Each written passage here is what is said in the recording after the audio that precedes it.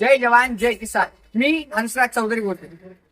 अतिवृष्टीचा 9 ऑक्टोबर रोजी GR जाहीर झाला. त्या GR मध्ये सपशेलपणे शिरपूर तालुक्याला डावलण्यात आले आणि अतिवृष्टीच्या GR मध्ये जेव्हा शिरपूर तालुक्याला डावललेले होते तेव्हा धुळे जिल्ह्यातील तिन्ही तालुके अतिवृष्टीमध्ये असताना फक्त आणि फक्त शिरपूर तालुक्याला डावलले गेले. तर का की शिरपूर तालुक्यात नुकसान झालं नाही.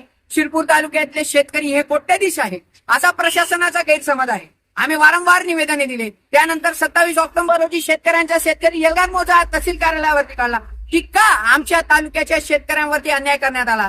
शिरपूर तालुक्यात एका आठवड्यात 2 शेतकऱ्यांनी आत्महत्या केल्या. पिकाचं मोठ्या प्रमाणावरती नुकसान झालेलं आहे. आमच्या पिकाला हमी भाव मिळत नाही, पण तरी सुद्धा एक तुटपुंजी मदत जी अतिवृष्टीमधून मिळणार होती ती सुद्धा या प्रशासनाने आमच्या शिरपूर तालुक्याला मिळवून दिली. म्हणून आम्ही आमच्या केळीला भाव मिळाला नाही, आमच्या मकाला भाव मिळाला नाही. अरे आमचा कापूस तर अक्षरशः या अतिवृष्टीमध्ये नेस्तनाबूद होऊन गेला. हे प्रशासनाला माहिती नाही. मुख्यमंत्री, उपमुख्यमंत्री आणि माननीय मंत्र्यांना कदाचित आमच्या इथे यायला वेळ नाही. म्हणून आम्ही हे सगळे पीक तोडून त्यांना इथं घेऊन आलो की इथं असून तुम्ही पंचनामे घ्या आणि एकदा तरी आमच्या शिरपूर तालुक्याच्या शेतकऱ्यांना न्याय द्या. आम्ही आंदोलनं केली, आम्ही निवेदनं दिली, पण या प्रशासनाला काहीच फरक पडत नाही. आमचे निवेदनं दिले गेले, कृषी सचिवांना निवेदनं दिली गेले, मुख्यमंत्री कार्यालयाला निवेदनं दिले, परंतु प्रशासनाला या अन्नदात्याबद्दल काही देणं घेणं नाही. यासाठी आज आम्ही मुंबईला मंत्रालयात आलेलो असताना मुख्यमंत्री, मंत्री आणि मंत्रालयामध्ये आमच्या पिकांचं किती नुकसान झालेलं आहे हे दाखवण्यासाठी आम्हाला ते पीक इथं मध्ये घेऊन जायला परवानगी नाही.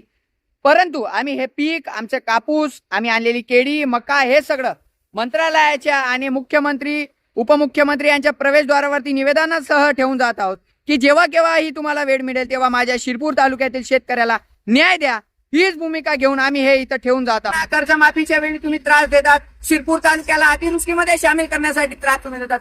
मी शिरपूर तालुक्यातील तमाम शेतकऱ्यांना तुमचा नातू, तुमचा पोरगा म्हणून आमची ही सगळी मंडळी जी कॅमेरा दिसते आणि कॅमेऱ्याच्या बाहेरची काम करते, मी विनंती करतो की आता हा सहनशीलतेचा अंत तुम्ही सोडा, ही सहनशीलता सोडा. आता आपल्याला रस्त्यावर उतरावं लागेल, मैदानात उतरावं लागेल.